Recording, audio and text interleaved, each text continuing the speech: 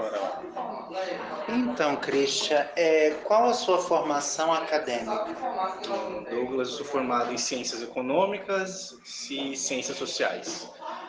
E você é autorizado a lecionar História? Isso, sou autorizado a lecionar História e estou há 2 anos lecionando Ciências Humanas. Sim. História é a primeira vez que você leciona? É a primeira vez, esse ano foi a primeira vez que eu comecei. A grade da sua graduação que te autoriza. Isso. Além disso, eu tenho uma pós-graduação na PUC na disciplina, no curso, né, de História, Filosofia e Sociologia, que ainda acrescenta mais disciplinas nessa parte de História. Quantas horas a sua pós? Eu acho que eu não lembro, eu 360? acho que é 360, acho que é isso. Quanto tempo você fez essa pós? Estou finalizando, por sinal. Tenho que entregar só o TCC, mas finalizei agora no meio desse ano. Se Foi, tem, foi um TC, ano. se tem TCC é 360. É, Não é aquela basiquinha, não. Então, seu tempo de experiência na docência são 2 anos. isso, são 2 anos. Rede pública e privada? Os dois juntos. Os dois Os juntos. dois juntos. Fora que na FUNAN você já trabalhou na privada? Não, a primeira experiência que eu tive na privada é aqui na FUNAM. Bacana. Quantos meses, Cris? Eu tô aqui fazer 3 meses. 3 meses. Morre não, já passou 3 meses. Para quem já lecionou para um 8º ano de estado, eu acho que a gente já vem com uma bagagem já bem, bem forte. Bacana. Então, sobre a sua prática, essa questão dos recursos didáticos que você mais utiliza, quais são eles e os motivos que fazem você utilizá-los? Recurso didático, eu acho que além de uma metodologia subjetiva, talvez, se a gente pensar assim, de tentar descentralizar o professor como um objeto ali objeto e sujeito de conhecimento, conhecedor das coisas, e jogar um pouco para o aluno uma coisa mais ou menos de despertar a curiosidade nele. Eu acho que aí seriam mais as coisas que o material que existe na instituição. Por exemplo, data show, livros didáticos, o que não foge muito, né, do Sim, cotidiano, mas eu acho que é mais a metodologia em si, de estimular e seduzir o aluno a gostar da disciplina, porque eu acho que todos nós fomos seduzidos em algum momento na nossa vida por um professor, então por isso sim. que a gente se transformou em professor. Então praticamente você utiliza os recursos mais tradicionais mesmo, né? Que, que nos são Que oferecidos. nos são oferecidas aqui na FUNAM, sim. Sim. A próxima pergunta aqui, isso aqui daqui a pouco a gente já não está nem olhando isso aqui. Algum recurso mais inovador, um pouquinho diferente da sua prática que você já utilizou? Você teve algum desafio em utilizar isso? Se você não utilizou, por que você não utilizou? Recurso, a gente fica pensando no recurso material, né? Mas eu acho que a gente pode partir de uma metodologia. Sim, sim. Né? Eu acho que foi e para a história, somente na disciplina, é estimular os estudantes a fazerem perguntas. Né? A gente pega o material e o material já tem todas as perguntas, todas as palavras de comando, de escrever, analisar, comparar, refletir, apontar. Eu comecei a perceber que faltaria para os estudantes perguntar aos textos, alguma curiosidade. Fugir Então, um pouco daquela questão de decoreba, né? Que a história corre muito esse risco de... a gente tem que se policiar nisso, tem que se vigiar, porque senão a gente acaba trazendo só com uma receitinha de qual a data da independência do Brasil, enfim.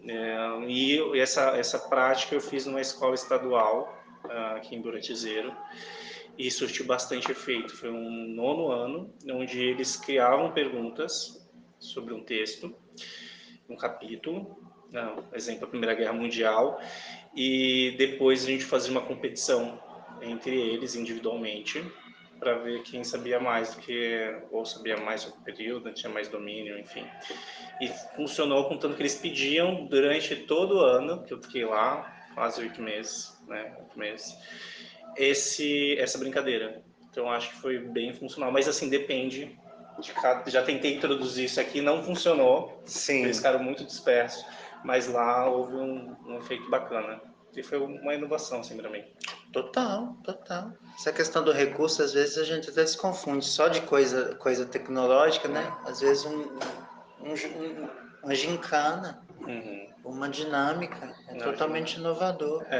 Essa geração que estão dando telefone, né? Total. Uma atividade de campo já é... Aqui, tô falando, tô sem óculos. As habilidades mais importantes para um professor desenvolver no decorrer da sua formação. Quais as habilidades, na sua opinião, mais importantes que um professor deve ter? Paciência. Muita paciência, muita paciência. Muita paciência. Porque é interessante essa sua pergunta, porque ela é depois a pergunta anterior é sobre os recursos, né? Quais são os recursos mais utilizados, e a inovação e tudo mais, e logo depois a habilidade. Bom, recurso pode ser qualquer um, mas se você não tiver paciência, entender que às vezes a gente está em tempos diferentes dentro da sala de aula, do aluno de aprendizagem, e a gente como educador ainda não cruzou um ponto ali de comunhão entre os dois, a gente acaba se decepcionando. Então eu sigo a filosofia do seguinte: Jesus tinha só 12 discípulos, a gente tem mais de 50. E Jesus deu só aquela máxima, amar uns aos outros como consigo mesmo, e não deu certo isso. Então, assim, as aulas de Jesus era transformar água em vinho, levitação, compartilhar pão, criar várias coisas. A gente tem um data show. E é só isso, não tem outra mágica. Então é muita paciência. E eu sou ateu. Então, tipo, eu só uso isso como uma metáfora para falar assim: o meu máximo que eu consigo é isso. E contentar com o meu máximo. E essa paciência também nesse sentido de que você citou no exemplo anterior, funcionou no 8º ano, não vai funcionar no outro. Exatamente. Os dois são na mesma escola, porém a receita pode funcionar para um e pode não funcionar para outro. É questão da paciência mesmo. Eles não são da mesma escola, mas são do mesmo ano, né? Um é da escola estadual e outra é daqui. Sim. E paciência. Acho que é a maior habilidade. O que você tem também, né, Douglas? Aparentemente. Eu tenho um touro de ascendente que me dá uma aparente paciência. Eu sou super ansioso, mas eu estou tentando, percebendo como está fluindo alguns colegas de profissão, eu percebo que é uma prática que a gente tem que ter. É um exercício diário, na verdade, né? Todo dia é um dia, né? Falando em habilidades, assim, quais as suas habilidades, quais são as suas habilidades de maior destaque? Nossa, eu nunca parei de pensar nisso. Eu acho que seria interessante enquanto professor. Acho que curiosidade é uma habilidade. Permanecer curioso e sair um pouco de um lugar de suposto saber. E entender que, por mais que eu sei bastante, ainda tem muita coisa para aprender. E talvez eu não alcance tudo isso. Então, acho que é uma habilidade de curiosidade que o professor tem que sempre carregar. E que eu, particularmente, noto que eu tenho isso. Sim, vontade de aprender, né? Mas, assim, no sentido... As respostas externas sobre a sua prática, o que o supervisor elogia em você, o que os alunos elogiam em você, o que a direção elogia em você, além do físico? Eu acho que a criatividade, por exemplo, eu acho que a interdisciplinaridade na escola e nas ciências humanas é preciso. A gente precisa aprender a amarrar sapato como professores de humanidades, porque a gente se liga muito no abstrato. Sim. A gente tem que trazer a prática também para dentro da sala de aula. Então, quando eu dou uma aula sobre o Renascimento e trago duas bexigas de borracha e uma eu encho de ar e outra com água e trago um isqueiro e explico para os estudantes que a água é um elemento de vedação, o que faz a bexiga não estourar, e a conta de ar estoura, presente ao fogo, explico que ali nasce um método empírico, justamente nesse período da Renascença. Então, acho que esse tipo de criatividade a gente consegue aproximar e seduzir os estudantes. Eles ligarem a questão da experiência à palavra empírico, né? É só uma palavra empírico. E a ciência em si, né? Sim. Correspondente às vezes às coisas que são muito simples, do tipo questionar eles se eu abro a pinça entre o meu dedo polegar e o indicador, se vai cair. Que toda vez que eu faço esse movimento sempre vai causar uma mesma reação. É um fator científico. Tem uma lei, existe uma lei da gravidade. E isso pode ser testado na sala de aula. A gente sai um pouco da parte, somente na humanidades, novamente falando, sai só dessa parte teórica e vai para uma exposição prática, que é muito importante. Interessante. Não sei se a minha resposta foi satisfatória. Foi ótima, foi ótima. Então, a próxima perguntinha aqui. Essas perguntas têm que ser mais ou menos padronizadas, porque a equipe inteira, nós vamos escolher as melhores perguntas de cada professor e fazer uma comparação. Por exemplo, você tem 2 anos de prática, outro professor tem 20. Fazer esse paradoxo, né? Maneiro, essa comparação é bastante interessante. A próxima aqui é: quais são as competências necessárias para um professor desenvolver uma educação de qualidade? Explique. Odeio esse explique. Como se fosse possível falar assim, a habilidade de paciência só, né? Não, a gente tem que se aprofundar, Sim, né? É bastante interessante, dá um exemplo, né? Educação de qualidade. Eu acho que aí a gente vai pelo pensamento crítico, eu acho que já começa por aí, né? O professor ele precisa ter sempre essa habilidade de consolidá-la cada vez mais, que é o pensamento crítico. Primeiro que a gente tem que separar o que seria educação, o que seria qualidade, o que seria precário e medir essa abstração que está dentro da pergunta. Mas eu acho que quando a gente tem um entendimento de educação de qualidade, é que a gente atingiu algum determinado objetivo imposto por alguma instituição, seja ela privada ou pública. Então, a partir daí, eu julgo que o papel do professor é alcançar essas competências propostas para essas instituições, ainda que talvez desagrade alguns valores e algumas ideologias que eu tenho, existe ali uma base comum curricular nacional, e eu acho que seria pensar realmente em criar cidadãos politizados e que pense criticamente por si mesmos. A questão interpretativa, né? Sim. Ler o mundo, não apenas decorar o que. Isso é interessantíssimo. Como você visualiza a educação num cenário de futuro? Como cientista social, a gente é um pouco pessimista, né? Supus isso.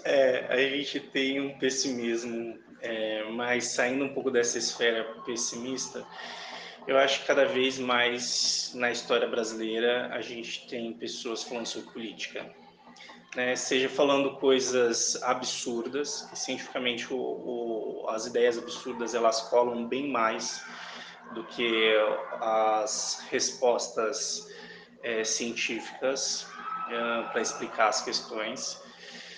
Ainda assim, a gente fala bastante sobre isso. Então, já é um ponto de partida diferente para um país que foi o último na América Latina a abolir a escravidão, passou e passa sempre períodos de grande autoritarismo, mas eu vejo que aquela educação metódica, de muitas regras, de letras, matemática, isso eu percebo que existe um déficit de interpretação, enfim, fazer as operações básicas da matemática, as 4 operações, mas por outro lado eu percebo o engajamento político, desde já, e debates sobre gênero, sobre modos de pensar e de se comportar na sociedade. Então, é uma questão interessante que eu tô elaborando conforme eu estou falando agora, porque eu nunca parei de pensar nisso, Douglas. Sim, sim. Então, tipo, é muito curioso. Não tem uma resposta assim final de falar, nossa, eu acho que será muito melhor ou será muito pior. Vai ter seus pontos positivos, percebo nisso, nesse comportamento deles, até pelo uso de celulares. Por outro, eu acho algumas outras coisas negativas. Eu acho que estudante jovem, como a gente dá o Fundamental 2 e ensino médio, eu tento pensar que eles deveriam, e aí é um pensamento normativo de como o mundo deveria ser, não como ele é.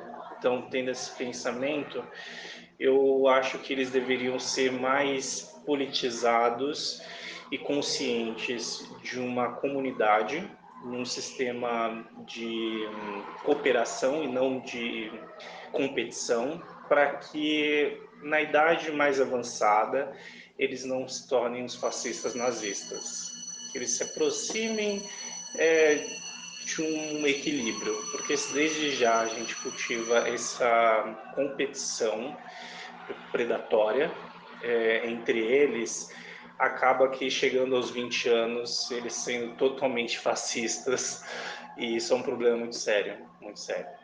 Essa questão dessa educação muito voltada também para o laboral, o mercado de trabalho, isso... Tecnocracia, né? Exatamente, exatamente. Mas eu entendi o que você quis dizer, essa questão do... Às vezes parece que tem uma deficiência na base clássica, né, de humanidades, de exatas, porém já tem essa propensa evolução nessa questão de leitura de mundo, né? Leitura Sim. social principalmente. Sim, e a gente vê que nessa vida que a gente está vivendo hoje, nesse tempo, a humanidade ela tem tido muito ataques, né? As disciplinas, os professores. A gente veio de um governo onde era completamente contra e crítico aos intelectuais, né? E é importante os intelectuais serem criticados, mas eu acho que a figura de formação de um país, ela se dá em base das pessoas que trabalham em prol da intelectualidade, né? Essa questão da formação clássica, né? Nada substitui a formação clássica. Não. E eu acho que ainda é muito pouco tempo que os alunos têm para aprender humanidades, para se tornar humano, sabe? Ser humano. São pouquíssimas horas. Então, a gente tem bastante caminho aí para trilhar. Bacana, Cristian. Mas tá vendo como é bacana conversar?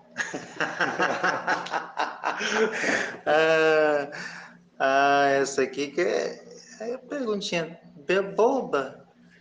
Que metodologias de ensino poderão ser mais utilizadas por um professor no futuro? Explique. Não, mas é interessante, porque eu acho que o professor no futuro, assim como no presente, ele precisa de adaptação. É uma habilidade que a gente vai precisar estar sempre se adaptando. Inserido no seu tempo, né? Eu acho que no passado os mais velhos ditavam os costumes, os mais velhos eram vistos como detentores, né, detentores do saber, e também até configurantes das séries da década de 70, 80, 90. Eram os mais velhos. A gente percebia ali uma faixa etária acima dos 40 anos, você vê o cenário e as pessoas que compõem. A partir desse século e o início desse século 21, a gente percebe que a juventude está agora comandando os modos operantes, o modo de pensar, o modo de se comportar. Existe uma reação, um grupo reacionário conservador, mas as grandes empresas preferem pessoas com menos idade.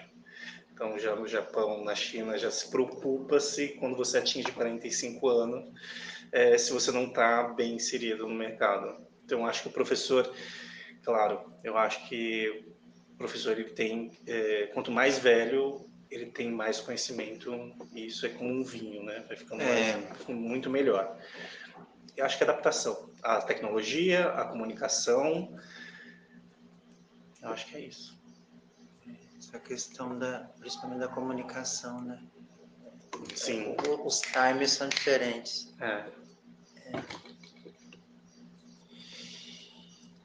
Quais os aspectos que você considera importantes para a formação de um futuro professor? O cara vai fazer uma licenciatura agora, vai estudar agora. O que você acha que é fundamental para essa formação? Eu acho que a gente vai partir da máxima socrática, né? Conhecer-se. Se você se conhece, se você sabe que você não gosta de lidar com birras e adolescentes, vai vender Avon, Boticário, que você vai ganhar a mesma coisa. E entender que é uma profissão onde você tem muitos desafios, onde você sente às vezes como um Batman, onde os vilões e a própria a sociedade, a política, os vilões, eles estão contra você muitas vezes. Então esse lugar às vezes de vítima é necessário se colocar e entender que às vezes a gente está nesse papel, mas também de ser protagonista também de uma transformação, que para mim é bastante enriquecedor. Eu tenho orgulho de ser professor. Eu acho que são essas, o conhecer-se é importante. Alguém tímido não pode ser professor. Alguém que se sente inseguro por ser calvo, ou por ser baixo, ou por ser gordo, ou por ter uma voz diferente, qualquer insegurança na sala de aula, as crianças vão reparar. Elas vão reparar no dia que você chegou com uma meia furada e o furo é no dedão. Elas vão olhar para o seu pé e elas têm uma visão de raio-x. Elas vão ver que sua meia está furada e vão falar sobre isso com todo mundo. Você pode olhar para o fundo da sala e estar explicando sobre o período napoleônico e entender lá atrás se eles estão refletir, eles estão rindo ou não de você. A resposta é certa, estão rindo de você. Pronto, acabou. Vai para a próxima pergunta, para a próxima neurose e pronto, acabou. Sim, interessante. E assim, a respeito da formação, essa formação técnica, o que você acha que é fundamental para um professor em início de carreira ou em formação? Eu acho que você tem só mais o currículo oculto, né? O currículo propriamente... Interessantíssima a sua abordagem. Que a gente tem são raras, né? porque a gente tem um currículo oculto que a gente não coloca no papel, né? No Lattes. Então, eu acho que... É o mais explícito, inclusive, né? É verdade. Nossa, é difícil, Douglas. Eu acho que a preparação da graduação ela não é suficiente. Você tem que sempre estar se formando e, e lendo as coisas da sua área, as coisas que não são da sua área. Acho que a leitura e o conhecimento é primordial. Então, o professor que não lê, no mínimo, 50 páginas por dia, que, assim, enfim, não cabe a gente olhar e falar assim, bom, se essa pessoa que está na profissão que deveria ser um exemplo não faz isso, não tem sentido. Bacana. E o que tem de professor que não gosta de ler, né? Há muitos.